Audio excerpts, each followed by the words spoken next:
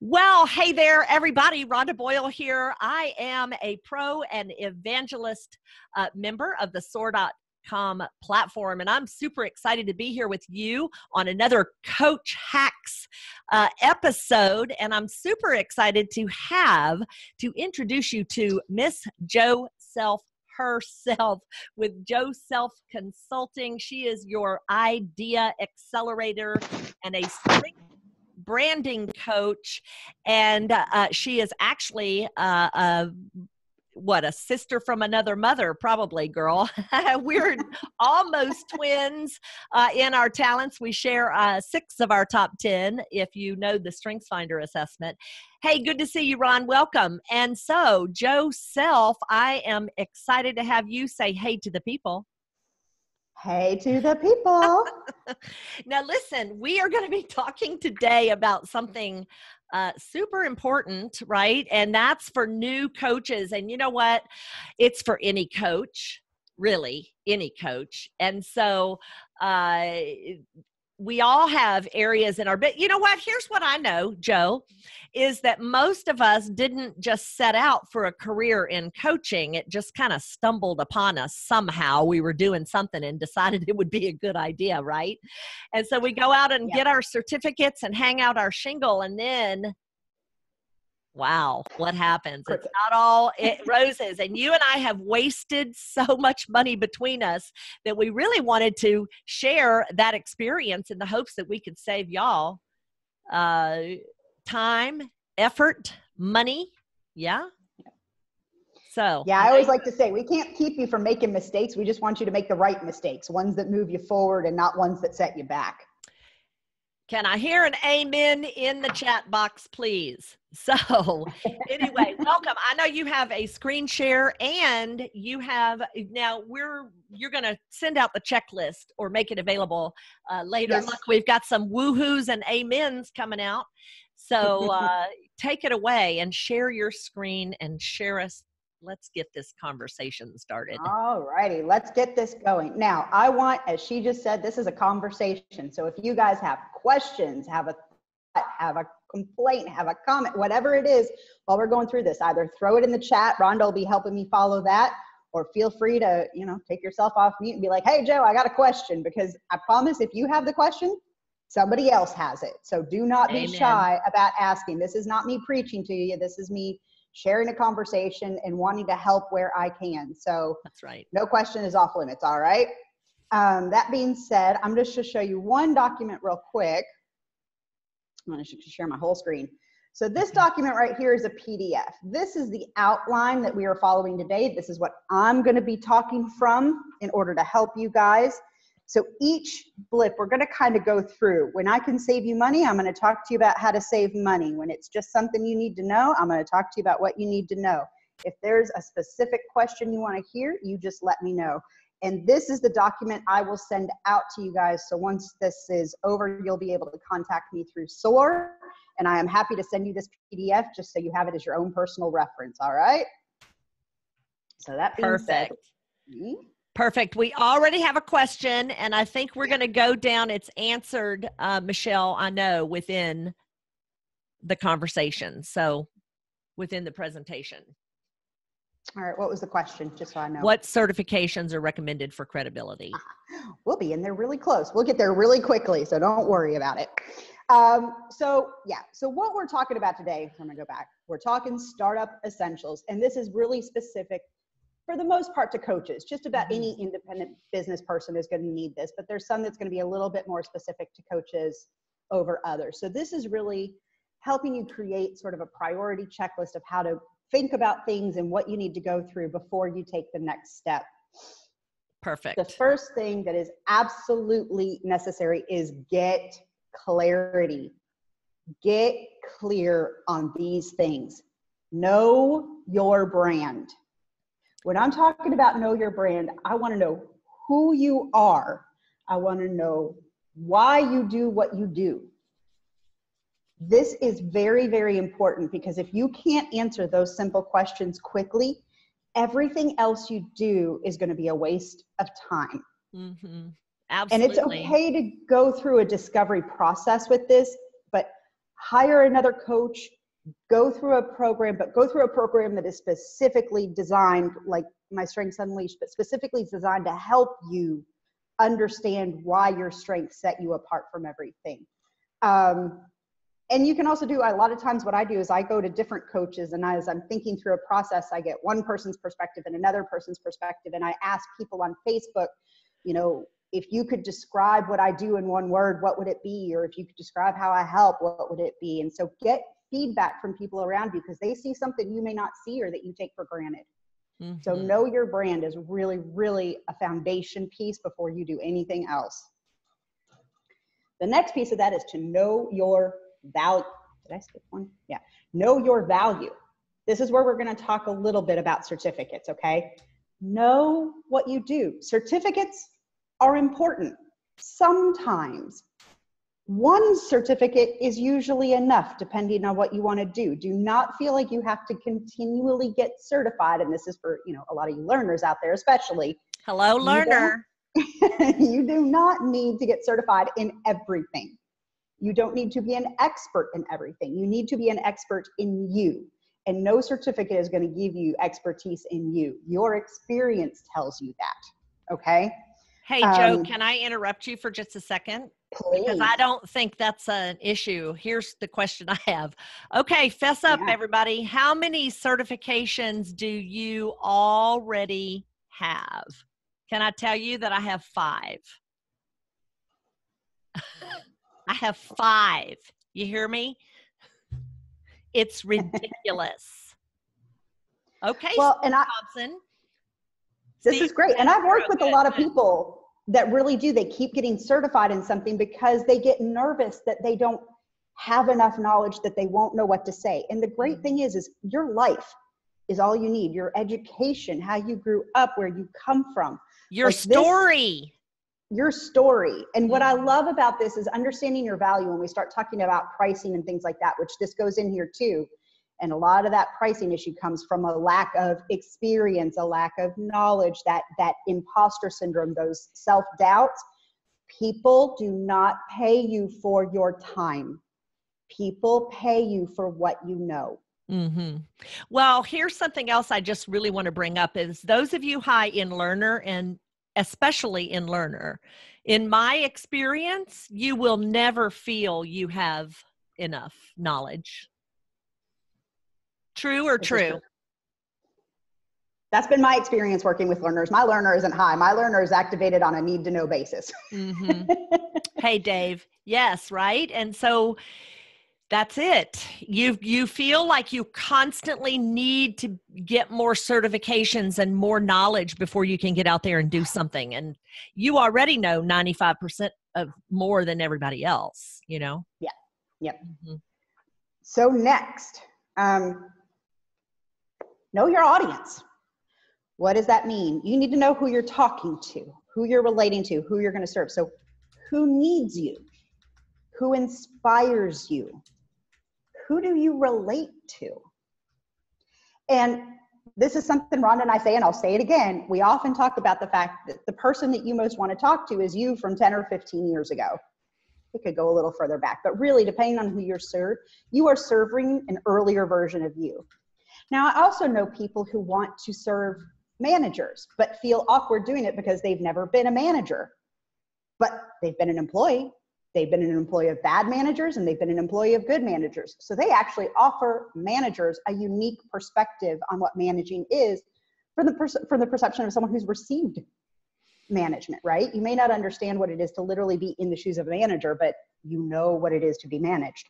So it's always a question of just exploring those ideas from the right perspective. If you want to work in organizations, who in the organization are you talking to? Are you talking to the directors? Are you talking to the mid-managers? Are you talking to entry level? Are you talking to HR? And you want to make sure that you're speaking their language when you talk to them and your strengths are helping them figure out their problems.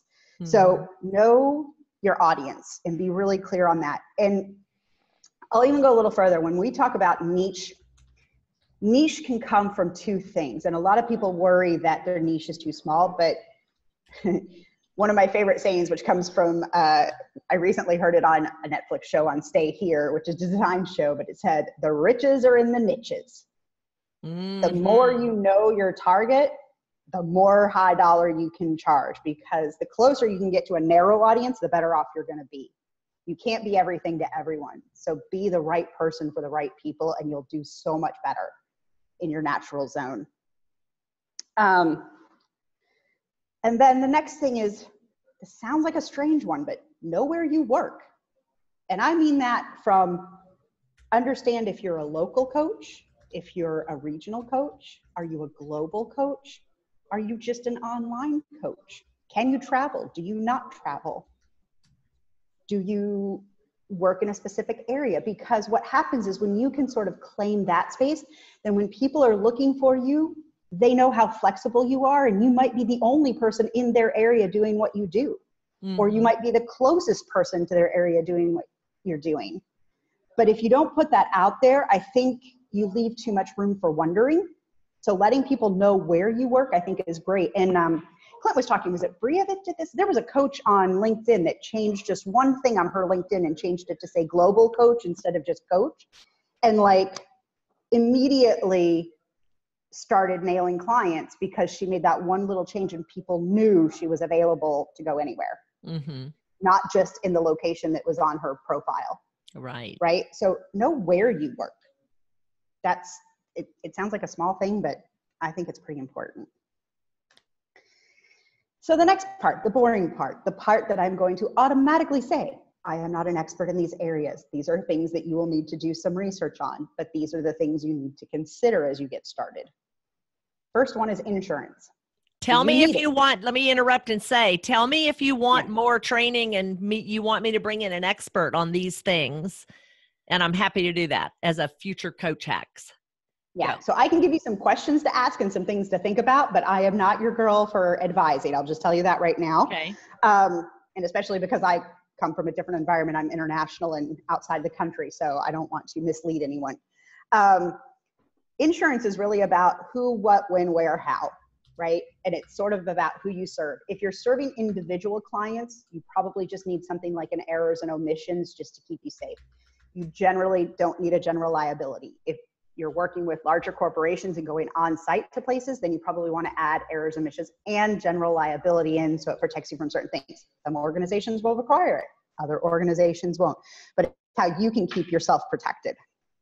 Okay, and it depends on where you're working. So those are questions to ask, but those are the standard insurance policies that most coaches have are between general liability and E&O.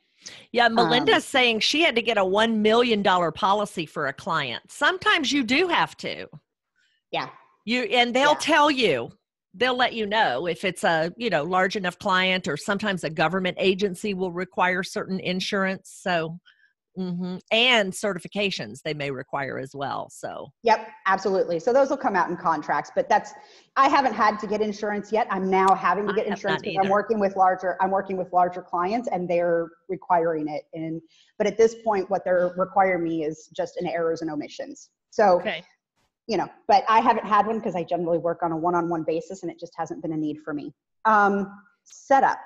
Business setup. So this comes down to kind of like, what's your structure? Do you have to register as a business if you're a lone coach? That's really kind of up to you and your accountant. On my end, I have been told to not register my business, to not become a sole proprietor LLC, but to actually stay as a freelancer, because from a tax position and what I'm doing and working out of the country, it makes more sense for me to stay a freelancer. So as a coach, that might be an answer for you too, but that's something to consider with taxes as well as protection, liability protection. So it's up to you. I know that it's up to each of us, and you do need to check with your state also, because there's certain licensing that you might have to have if you're a coach, which is another thing that's in here, is to check if you need any licenses to do what you're doing, to check on any trademarks. And here's a little secret about trademarks. If you do have a program or something you feel you need to put a trademark on, you actually can put a TM on something before it's registered. Still expected to put a TM on it means it's in the process of being registered. And then once it's registered, it changes to an R. So that's something you can kind of do to temporarily protect yourself if there's something you really want to protect, but you did need to do your research. So your domain names, your trademarking, make sure that you're not stepping on toes and that it's actually available. And if you're working outside of just your state, you need to make sure it's available in other places beyond just your state as well.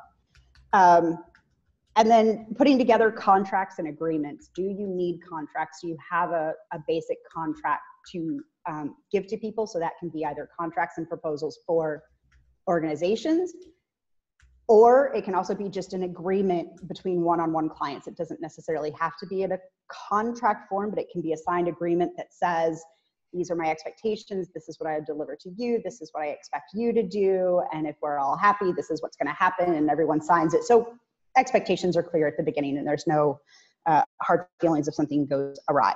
Mm-hmm. And then the last thing I'm going to talk about on this is then payments. How do you take money? How do you charge? What do you do? Must have a separate bank account. If you haven't set up a business, you don't necessarily have to have a business account, but set up another checking account, another savings account, something that is purely for your business records so that you can keep easy track of that. Okay. Yeah, and not to mention that commingling is illegal. You can't commingle your household money with your business money. It's not legal. Yeah. So bank account, first and foremost, get a separate bank account. Mm-hmm. There are online options for taking payments. There are different ones. The most popular ones are PayPal, Stripe, and Square. They are all fairly similar in what they offer. PayPal tends to be the most widely recognized, although Stripe and Square are gaining in popularity.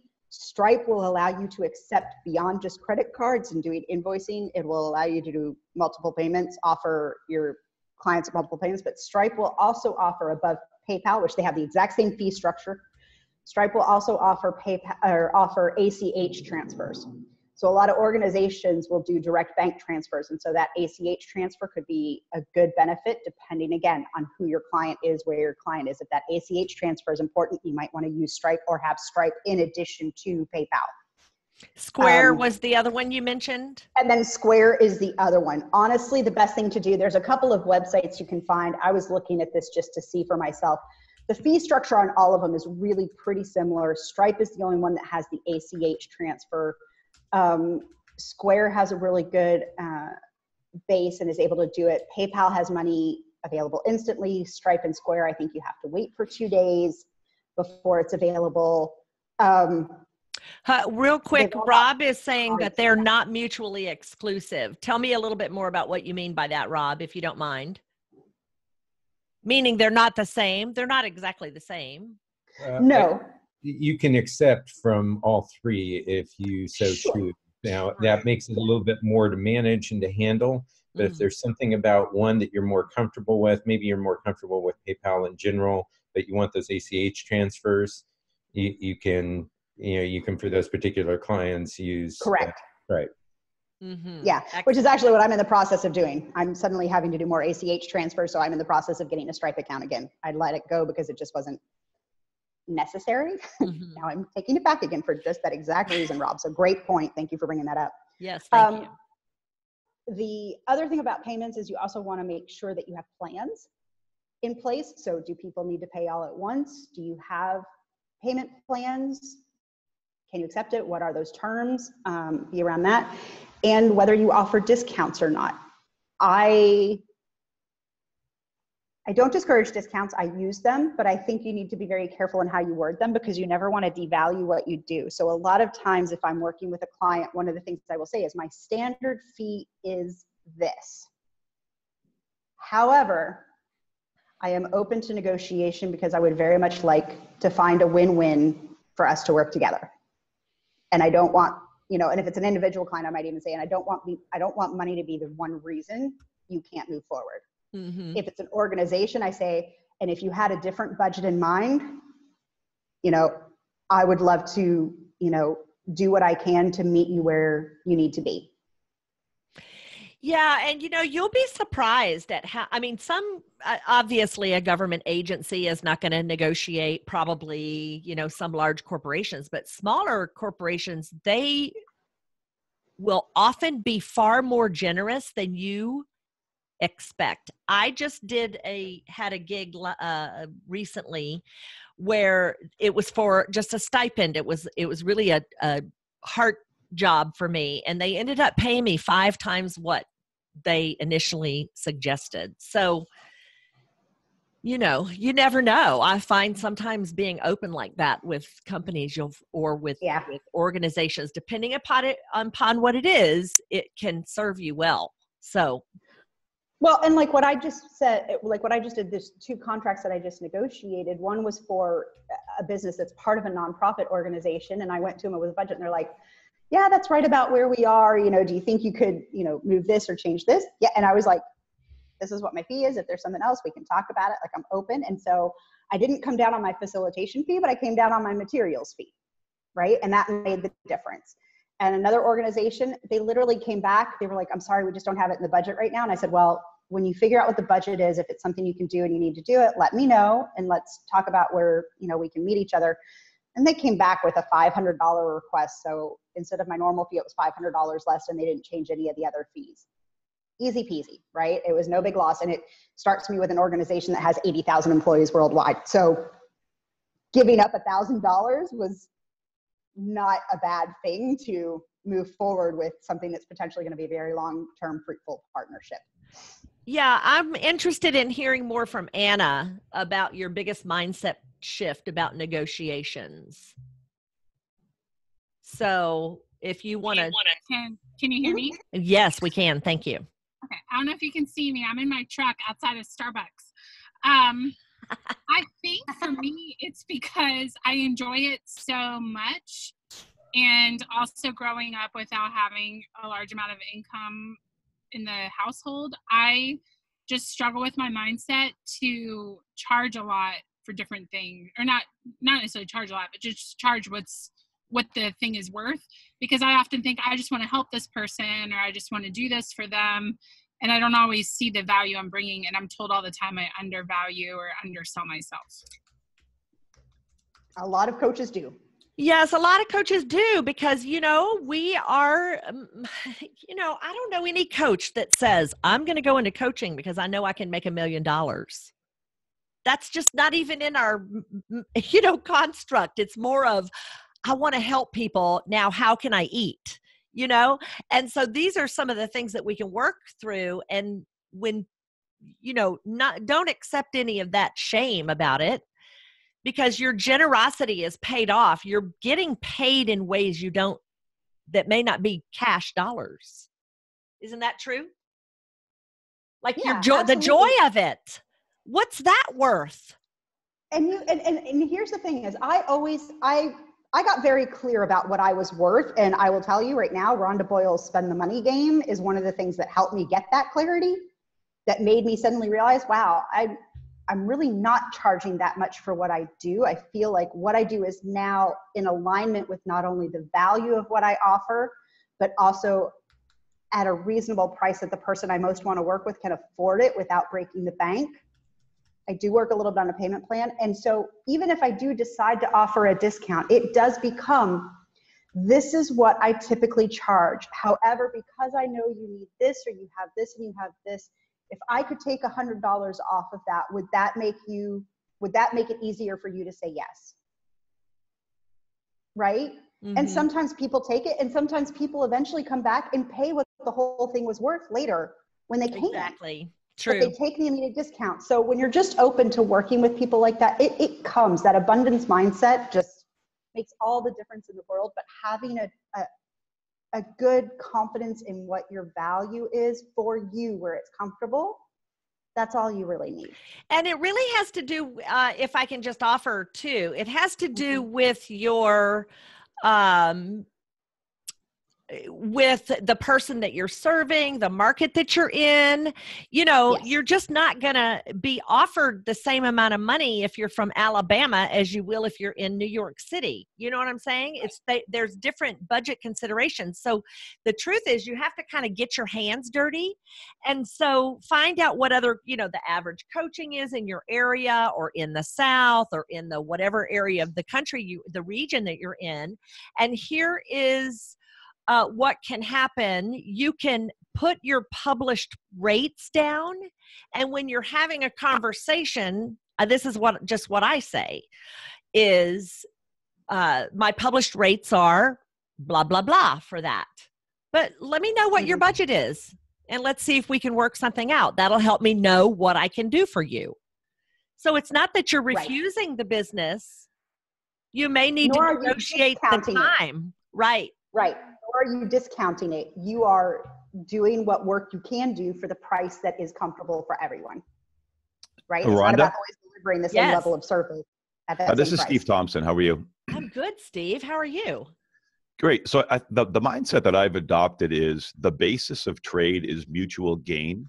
And when you go into a negotiation process on the value creation that you bring to the client and what you bring to the table, and the creation of that value has a worth. And if there's a balance on that sort of scales of justice between value creation and your billable rate, then there's equilibrium there that is beneficial to both parties. Yes. So rather than trying to establish your rate and sticking to that and negotiating, have a real discussion with your client about, what is the likely outcome? What are the positive business outcomes that you're expecting? And what do you believe to be the value that I can bring? And then you bill accordingly.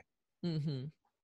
Yes, there's multiple ways of doing it, of course. And I think that like I said before, getting your hands dirty and kind of working your way through, you don't always have to negotiate. You can feel your way through and have that conversation with the client. And if you can build that relationship and make them feel comfortable, they'll tell you your budget, their budget.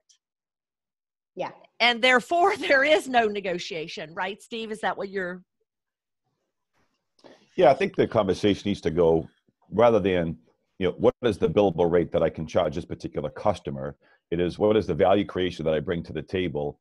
And what does that mean to the enterprise? And how can I bill accordingly so that the balance is even? So I'm going to give an effort. You're going to receive a result. And for that, I will be compensated as such. Right. They have to be clear. Oftentimes they don't know what outcome they're exactly that they're looking for. So you kind of have to work your way through that too. So yeah, thank you so much for your input. Appreciate that. That's great. Thank you, Steve. Yeah. So the next area is what I'm calling process. So in process, we're going to talk about packages. Keep them simple. Keep them minimal. And really be known for one thing. I also don't encourage most coaches to charge hourly, because people associate hourly with how much they're making versus how much you're making. They don't put together all that you do in the background to come up with that 1 hour charge. So I really encourage coaches to do packaging, even if it's just a 3-session introductory one, so they can decide. You can both decide if it's a good fit. And when I talk about being known for one thing, it doesn't mean that you can't offer different levels of service. In fact, I encourage you to offer different levels of service so people can start with you at one level and then they get deeper and the packages can increase. But what you want to really promote is that first package out there to establish what your expertise is, who you work with, what you do. And you can offer a similar package for groups as well as individuals and just tailor how that works for each person. And so a great example is what Paige Patton does with her company, Glass Always Full. She has a fill your glass for individuals and she has a fill your glass for groups. And it's really the same program. It's just priced differently, whether you're in a group or you're an individual doing it, right? So she's known for that fill your glass program. So you really want your message to be out there to be known for like one program or one process of how you work with people and what the expected outcome is from that. Any questions or thought on packages? Because I really kept that fairly simple. I do have a question, and I don't know if it's exactly packages, but Rob is asking, how much does online coaching shift pricing? For example, is an Alabama person going to get New York rates doing online for people in New York? Going to get rates? So here's the way that I'll answer that, and there's probably a couple different ways. I think I've worked with people in something like 18 different countries at this point. I charge US dollars, and that's what I do. However, when someone I know is in an economy where the US dollar is really strong and it's very difficult for them to come up with that. I will charge them the same price according to their economy. So and that's because you live that experience. Well, and so, I mean, I do that. No, I'm not, but if you're in the US, if you're in Alabama or you're in New York, you're going to pay the same price. Right. But for me as an international coach, the way that I handle that is that I do have I have my set fee, but it might be $599 US for anyone coming from the US, and say, I don't know, in Europe too, because it's actually a discount for them because their market is stronger with euros and pounds. So I don't change my price there, but nor do I up it to their level. I just keep it with my price. But if it's Canada or Australia or Mexico or Peru, then I bring it down to a price that is similar to what their economy can bear. So that way it meets everybody halfway, right? Like, I'll still do the same work. And if I were living there, that's what another coach would be making. So that's how I tend to work it. Mm-hmm. That's my thought on it. Yeah, I think, Rob, if I could just add too, that online, I think creates maybe things to be more an even playing field somewhat. I don't know. I kind of have that feeling about it. Net neutrality. Maybe. Yeah, because people just charge what they charge. Like, I know, a business coach that I worked with a few years ago charged $1,500 for a 12-week online class, online coaching for a small group for 5 people in the group. It was $1,500 per person. He was in Canada, but he charged US dollars. Mm-hmm. Okay. But because US dollars tends to be the general market measure, for the most part internationally. But you could do the same exact 12 weeks with them for $6,000 if you wanted the individual attention. So online, yes, you do tend to potentially lower the rates a little bit just because there's not the same type of overhead. Yeah, I think some of that too, though, is mindset, if I can just say. I would agree, because I don't value yourself at, because listen, I have bought packages, I know all of you have, and some of them you get so much value for $149, and then others, you're taking $900 or $1,000 course, and you're like, I could have done that. So it runs the gamut, I think, in online. And I also think it has everything to do with your mindset and what you visualize and envision for your company and what you want to accomplish. Oh, and let me just throw this little pin in there with what you just said, Rhonda, because I'm not sure where I would put this, either in the understanding your value. If you feel like you need to learn something, that whole thing you just said, man, I don't know why I paid for that. I could have done it myself. When people are asking me, what's the best course to do this, or what's the best course to learn this? My first response is always find a free or inexpensive version of what you think you need through Udemy or something like that, and start it and see how much you really already know. Because chances are you know more than you think you do. And by just working with another coach one-on-one for a little bit, you'll get a lot more out of it than you would if you paid for a program. And Absolutely. Again, I also want to say, don't pay for programs if you're not ready for what they have to teach you. And that's where, going back to your brand, you can pay for marketing, you can pay for a website. We're going to talk about that in a minute. If you start paying for those things before you know who you are, you're just throwing money out the window, because you can't actually do anything with what they're teaching you. So make sure you're doing that in the right order. So, pin drop. Thank you. No, thank you. Yeah, everybody just needs to know this whole money question. It comes up all the time. It's a very common one for all new coaches, all older coaches. We're still battling it. But it gets better all the time. It does. That's but it is that mindset, mind change that you get to, deal with. Anyway, Joe, go ahead. Client management. So client management in CRMs, client relationship management, or CMRs, client management relationships. Anyway, this is where you want to keep track of your clients. Now, if you have high discipline, you're probably much better at doing this than I was going to say, who's really doing this? I know a lot of coaches, and a lot of coaches worry about this. Mm-hmm. My way of doing it is literally in my I write everything down in my little Moleskine book. I have one that's all for my courses. I have one that's for my masterminds. I have another one that's for large clients. And that's my tracking, because I got to write it down. I can't just type it in. If I type it in, I forget it. It just goes away. So I keep it handy. But a lot of people like to know what's out there, and they want to do all their invoicing and do their tracking and keep up with sessions and how they collect information from clients, and they want to keep it in one space. There are some really good ones out there. Hey, HubSpot, go back a slide. Go back one slide. yeah. You've Oh, sorry. advanced too far. Sorry, Yeah. my mouse clicked it. There's some good ones out there. HubSpot offers a pretty decent one for free, always free. It might have a couple of limitations, but it has a lot of benefits in it really for free. So if you're just getting started and you want to try it out and see how much of it you really need to use, HubSpot.com, totally free. The one most coaches are going with now that feel like they need those systems, again, I'm not one of them, but most of the coaches I know that I've worked with are really reliant on Dubsado, Dubsado, Dubsado.com. And I believe it's about $35 a month. Again, you can track a lot of this in Google Drive, use the templates from Google Drive, share folders from Google Drive. And if you have a Gmail account, it's free. You get 15 gig of storage for free. You can up it to 100 if you need that. I do that. And you can do all of it through there too. So it just depends on how much of a system you want and how you want to management, but there are different ways to do it. So let's see, Chad, are you the only one who's using I said CMR, it's a CRM.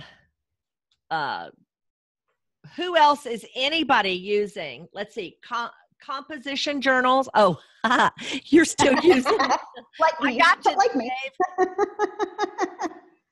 Copper, is it COPPR.com, Anna? Let's see. Oh, I don't know that one. I'll look real quick. I like it because it talks to Gmail. So if I'm, it's actually prosperworks.com is where I go, and then they changed the name to Copper. Hold on, I'm looking it up.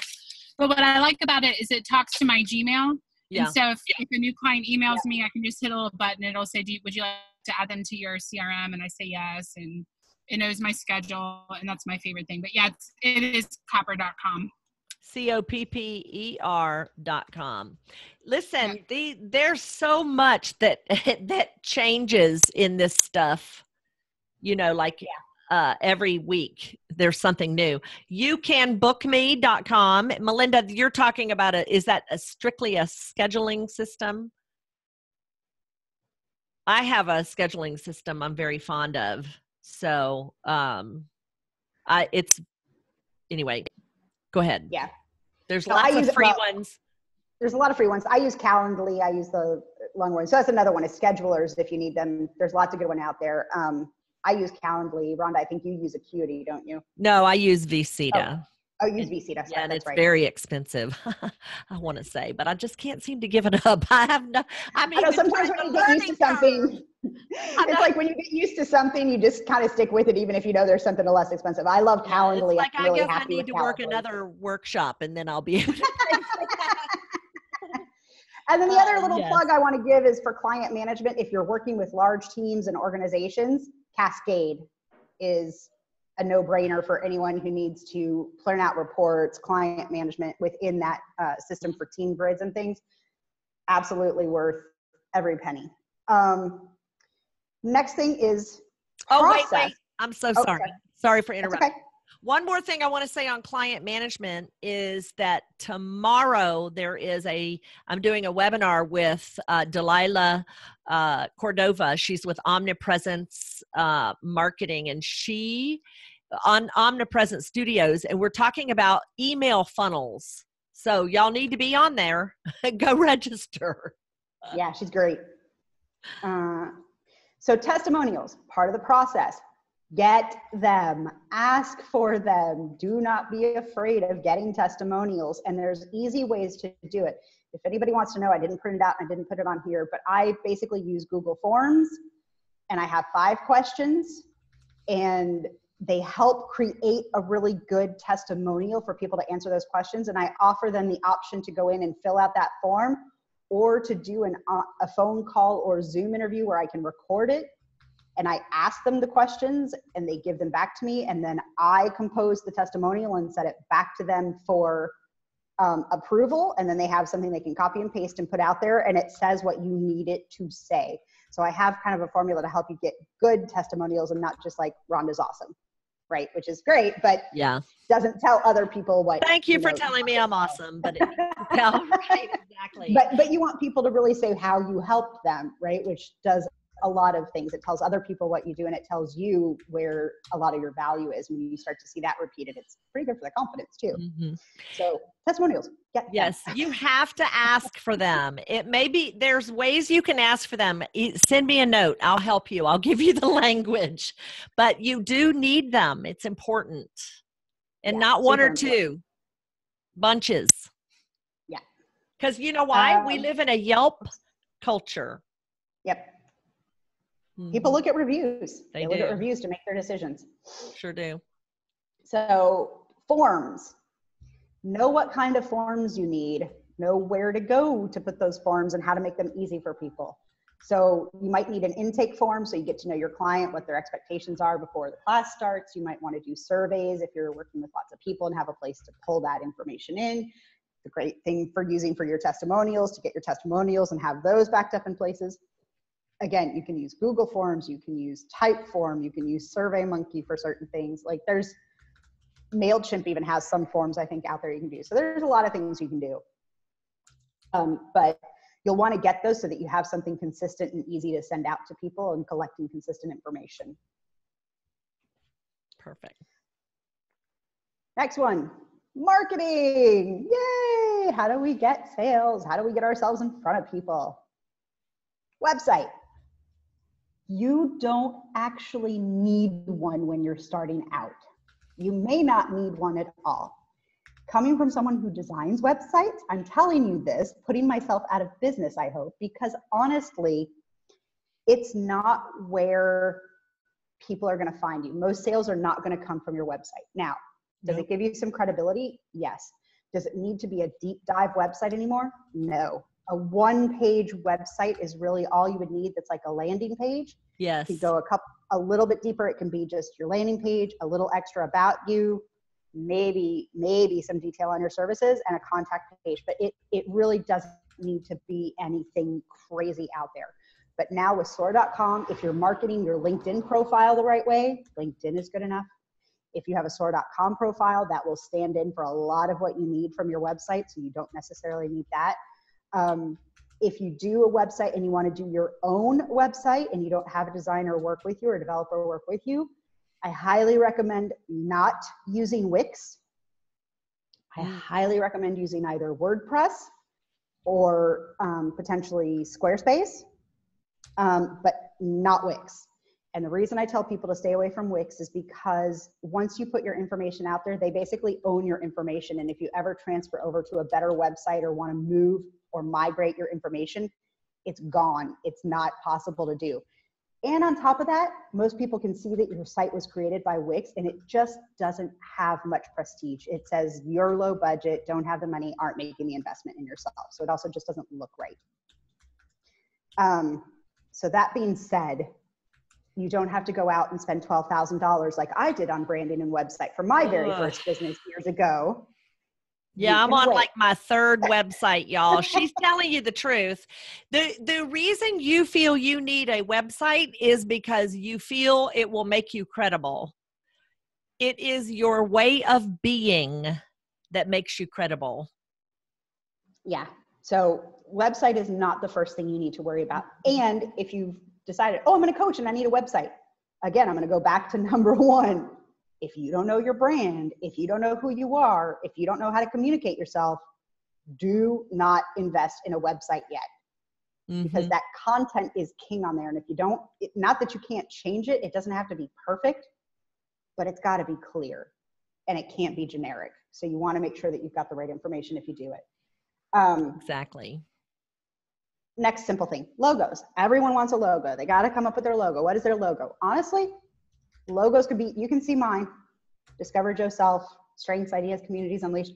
I picked a font. I have a style. It's basically my name, super simple. You don't want anything super outlandish. I knew a person who wanted to be the paper slayer and she wanted a cartoon woman with a sword and like a knight and like a pile of paper and it was a paper monster, this whole thing. She wanted to be her logo. And I was like, look, that can be an avatar. That can be something cute that you use. That is not what you put on your business card. That's not your logo.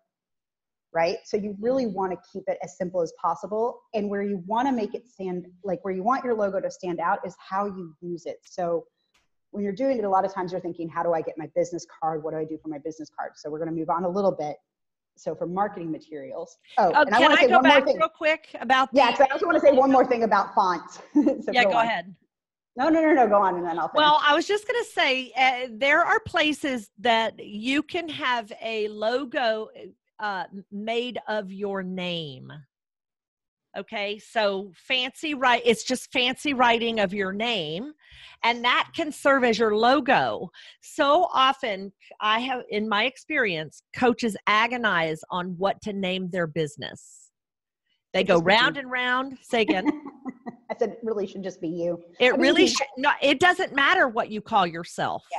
Honestly, it truly does not matter what you call yourself. You know, I was strengths activation. No. Activate your strengths. I've been 5 or 6 different things. And you know what? On every one of them, people knew it was me. And that's what it is with you. So first order of business, in my opinion, is to buy your domain. I don't know if you're going to mention that, but buy your domain name. Yeah, I meant to mention that. So yes, buying your domain is very key. We talked about it a little bit in trademarks, but I didn't expound on it. But yes, buy a domain. Even if you're not ready for a website, if you've got a domain and you want to check your name, I would get it just to make sure you have it. Yes, I would buy it. I don't care if you ever use it. Go buy your name if you can. Yeah. And the other thing I was going to say about fonts is make sure that the fonts represent the personality of your brand and who you are as well. And I put something on my Strengths Unleashed group probably a month ago or so, and it was a great little thing about fonts. And it had the phrase, "I will always find you." And on one side, it was written in beautiful, flowery, girly tags, "I will always find you." And the other side was written in like blood drippy letters. And it was like, "I will always find you." Right? Like, and just by the font, you have a personality, right? So you need to be careful with the fonts we're picking. Don't use Comic Sans. Don't use Comic Sans. That's what I'll say. Anyway, so I just kind of love that. So marketing materials, yes, good to have. If you're working with people and you need PowerPoint presentations, I highly recommend you have a good, well-designed, modern PowerPoint presentation. This is something that really gets me, because if your PowerPoint presentation isn't modern, up to date, in the way things should look now, it is an addition to you. You want people to look at you. There shouldn't be 100 things on your PowerPoint. I've done some trainings on this as well, because nothing makes me more upset than seeing an amazing expert standing up there and getting distracted by such a crappy PowerPoint that's on the screen that just doesn't represent the person well. It just reminds me, I'm so embarrassed about my first presentation. Oh my gosh. And we all get better. But you know what? Thank goodness we get better. Anyway, go ahead. Yeah, we get better. It's learning. But you know, if we can help you not do it the first time, that's why we're here, right? That's right. And you want to, you know, and then look for templates. So if we're doing some design, if you're going to use Canva, if you're using PowerPoint, whatever you're doing, you want to have some fluidity. So you want to have good colors. You want to have the right things picked out so that you have a cohesive message with all the materials you're putting out there. There's very simple ones to do and put out there. You don't need to spend a ton of money on branding necessarily. Just, you know, talk to someone. You can have a call with me. I can help walk you through some basics to do that. And then on the business cards are, you know, they're a half-half thing. Some people don't like to do them anymore because they don't like to waste the paper or waste the time. And a lot of people just put people right into their cell phones. I still like it because I'm a design person and I still like them. But if you just give me a plain rectangular card and it has your name on it, I'm going to stick it somewhere and I will not remember if I keep it. Now, if you give me a card that's on a different stock of paper, has a slightly different cut, has a really unique picture or quote on it, or just design, and it can still be simple, but if there's something that makes it stand out, that is one thing I will say I think it's worth spending a little bit more money on than just getting some flimsy white card from Vistaprint. Get a square one, get one that has the gloss coating, get, you know, put your picture on it. Put your picture on it. Just do something that helps it stand out and has a reason for people to keep it and put it in their pocket. Moo.com is a great place to go. They have, their original site is in the UK. They've got an American site too. So Moo, like the cow, moo.com is a great one besides Vista. And you can find other ones as well. But that's one place I recommend spending just a little bit more. because people will remember. And I've always had different sizes, and people always go, oh, wow, that's kind of cool. And like they stick it somewhere special in their wallet because it doesn't fit with their normal thing, or they don't know what to do. So it does Stand get the right out. kind of attention. Yeah. I haven't had a business card in 2 years. Yeah, I haven't updated mine in the last 2 years. I don't think either. And I don't really give them out very often. No. But I'm still thinking about my next one, but I can't come up with anything I like yet. So I haven't done it. And I really don't give them out. I talk to everybody online. It's not really a need for me anymore. Social media. So we're talking about marketing right now. So from a marketing perspective with social media, do you need to be on social media? Maybe yes, maybe no. If you are on social media, where you want to be is you want to pick the sites that are where you will check most naturally, where your people are most naturally, and you do not need to be on all 17 social media outlets to keep up with them. You don't have to be on Twitter and Instagram and Pinterest and and LinkedIn and Facebook and no. Master one. Yeah, master one, max two. Like if you're on Facebook and you can link it easily to Instagram, great, right? But don't try to go crazy and manage too many people, because you want people to know where to find you and where you will consistently show up.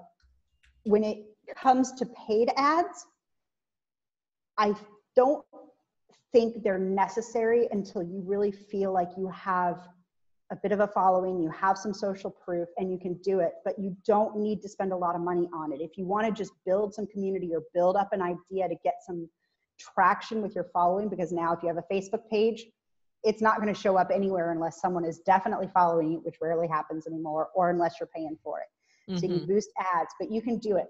I honestly never pay more than $2 a day for an ad. And so if you want to do a boost, you can do some stuff. And Delilah's a much bigger expert on me, but I don't think it's the best money spend. I think there's other ways boosts for sure build traction. Not to your advantage. And I think you really need an expert, or you're really throwing money away. I agree. Yeah. If you're not targeting your audience appropriately, if you're not putting it where it needs to be appropriately, I think, and I don't know that the return is great. And anybody who talks about how great the return is spending $10,000 a month, and they're not in the real world in my mind. So they're not right dealing with the people who are just trying to find those few people.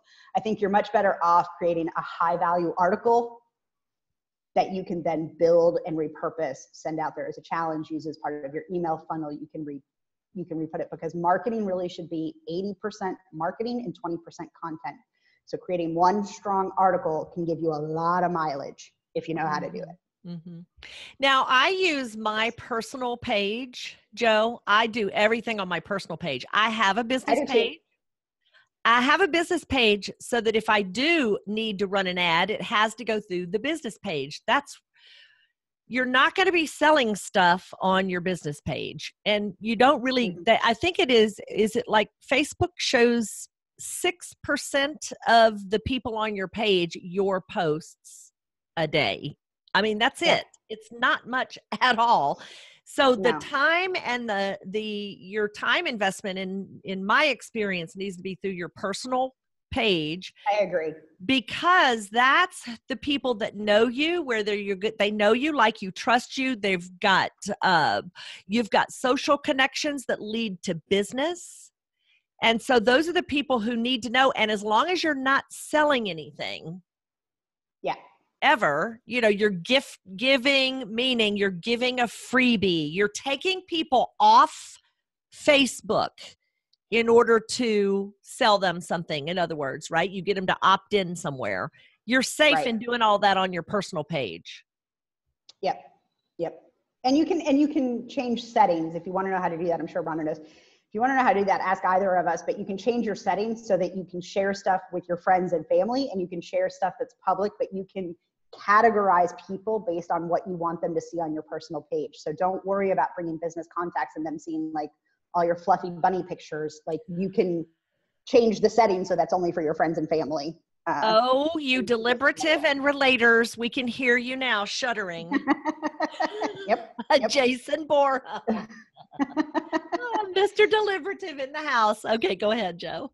And we're in our Jason, our right? fifth area, which is client support and communications. So this is different than, this is different than client management. This is client support. So the first thing I'm going to talk about, email. Email comes to client support. And this is whether you're doing your funnels, doing your check-ins in between sessions.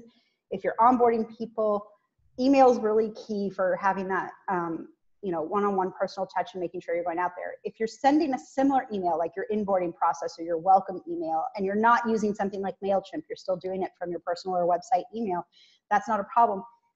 If you use Gmail, and I can only speak to Gmail because I don't use the other ones, I'm sure you can do it in a different way in Outlook or some other ones, but in Gmail, you're allowed to do canned responses.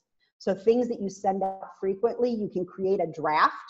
And if you do this in another one, you can just create a draft and have a draft and copy it and paste it over for every time you need it. And then I just change the little details and make sure I go through it very carefully. But that saves you, because some of those welcome emails or informational emails can get a little tiring to type out, several times a week. Well, ideally, you will have a funnel. Join Ideally, tomorrow. you'll have a funnel. And MailChimp is free. If you need an email funnel where Yes. you're collecting your subscribers, where you're making sure you're getting people on board so you can communicate with them, MailChimp is free. And most coaches are very good with it. And they do automation at the free level. They do lots of things at the free level. You can create, that's another thing we talk about websites. You can create through MailChimp, you can create a landing page through MailChimp that you can send people to that will collect their emails for you, and you can put a little information on. So you can, do a lot with not a lot of money. Just be careful how much you get involved in all that, because you really want to stay in your lane. And I don't know if we're talking about it here, but there are times where it's wise to spend the money because it's so outside of what you do that it costs you. No, absolutely. Absolutely. We're talking about startup essentials, not when you're sort of running and getting going. Because yes, you should definitely delegate anything that is not in your wheelhouse, is taking the energy or focus away from what you really need to be doing. Hey, Definitely great to know, Chad Ahern. Thank you so much. HubSpot allows you to create 5 email templates at the free level. Oh, awesome. Yeah. Their CRM is really, really pretty rounded for being for free. Yeah. Thanks.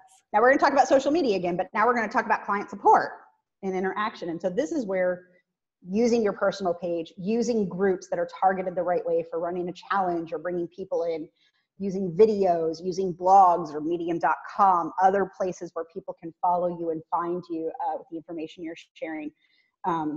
This is a great place for you to also offer client support and consistency in your messaging so that you're staying connected on a regular basis. So a different usage of social media, but a great way to stay in touch. And then snail mail. And you're gonna think I'm maybe a little bit crazy, but really old-fashioned email, I don't get to do it as often as I would like because I can't guarantee anything will ever leave Peru. But unfortunately, if I'm ready to hire someone in the US to do this, because and some stuff you can do online too. You can actually send stuff online between Amazon. You can start sending things out, or greeting cards you can send. However, sending out appreciation cards, sending out thank you cards, sending out a chocolate bar, or if you have a special pack, sometimes people that work online, they'll get the little like priority mailbox boxes, and they'll send like a little care pack for, the 2-hour or 3-hour virtual workshop they're going to do online, and they get a gift pack in the mail to make it, more fun for that kind of thing. So snail mail is a great way to step up the game and not spend a lot of money and really let people feel like you're in touch with them. So absolutely. And don't discount this on going reaching out to some people on your dream client list, the people that you really want to work with. Even if you write them a handwritten note of introduction, 100% of handwritten notes are opened. Think about the mail you get at your house. You open 100% of things that are hand addressed and handwritten. So it's a very powerful and inexpensive way of marketing yourself, even to big companies that don't know you. Yeah, absolutely. Absolutely. So don't underestimate the power of snail mail and personal touches through that link. And that, my friends, are the essentials. I'm going to stop my sharing and open it up to anyone who has thoughts, questions. What you got? Tell us what you got. And if we have answered your questions, if we have not, You know, Joe and I got involved in this primarily because we've made similar mistakes and cost ourselves a lot of money. And we want to hopefully not have you go through the same thing. So we do want to hear your questions, anything else that you've got going on. We're at the 1 hour mark. So yes, thank you. Let's see. Who has anything else? Oh, Megan, good. Hopefully it's been helpful. And we do want to answer other questions. Oh, Melinda, thank you. We have others. Thank you. We have more. Anyway, we sure enjoy working together and sharing with you information. Now, Joe, you showed us at the very beginning something that you had to share. And so how can we get a copy of that? The best way is to contact me through soar.com. Okay. And you can send me a message. And if you are interested in downloading that PDF, I will just send it right back to you as a response through soar.com. Yep. There you go. My link, Rhonda. And then I don't know if you want to talk about the next 2 things we've got coming up. Oh, absolutely. We do. You guys need to know, Joe, is what's next? I mean, I know I have the next thing is actually this coming Friday.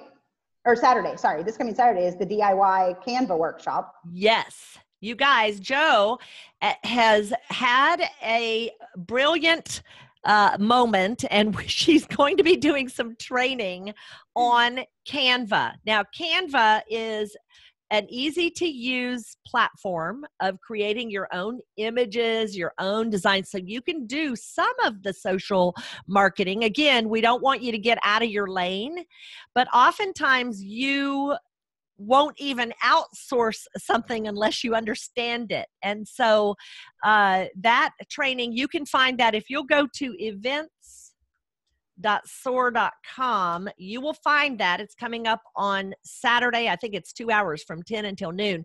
You will actually leave that training with a completed project. So it's hands-on. You're probably going to want to phone in on your phone while you have your computer open. And literally, she will walk us through creating our own template that you'll be able to use over and over. You can manipulate it. You may get 10 done. Who knows? But anyway, you'll learn more about that next Saturday if you join us. Online, do it as we're going workshop. I'm also going to be sharing, just to let you know, I'm going to be sharing ways to really think about how to visually put your brand together. So we're going to talk through colors. We're going to talk through fonts. We're going to talk through some of those things you really need to think about in visual branding, how to have something consistent. So we'll be sharing some tips and tricks with that as well. There you go. And then... then there's more. We almost sound like a commercial, don't we? Megan says she's in. Okay, just go to events.soar.com, Megan. We'd love to have you. And then Joe and I have another event, and we only have room for 12 people, and that's really pushing us. And it is our monthly pajama party strategy. So pajamas are optional. Clothes are not optional, but we have a few spots that what we do in these meetings is really brainstorm around any challenge. You know, you get your time hopefully on the hot spot, and then we help you solve a problem, point you in a new direction, because we both have ideation, and then we will kick you in the activator and you'll go get something done. So we have just a little bit of room on that one, and I don't even know if we have room left. I need to check that. And then tomorrow, hope to see you at the event. Oh my gosh, you have the same top strengths, Anna. Oh my gosh, that would make that would, okay, you have to get with Richard Sterry, and you need to sign up for Strengths Twins, because then we're out there. Go to strengthstwins.com and register, Anna. Any of you, our friend with Cascade, Richard Sterry, and he will he'll match you up. You'll find other people in case any of you. There's another guy in Australia who has not been particularly responsive, but yes, we share the same I met my twin just recently, so yeah, how fun. Well, that is Great. that is amazing. I love it. Amazing. So anyway, we will hopefully see you tomorrow, and yeah, we'll put the recording out on this. You'll get this in the mail or in your email, and I look forward to seeing all of you. If you have any questions about SOAR, I'd love to answer those for you at soar.rhondaboyle.com, and make an appointment with me. I'd love to share what I know. All right, Joe, thank you so much for being here today. Thank you, everyone. Glad to have you with us. We will see you at a future SOAR event. Thank you so much for joining us. Thanks, everybody.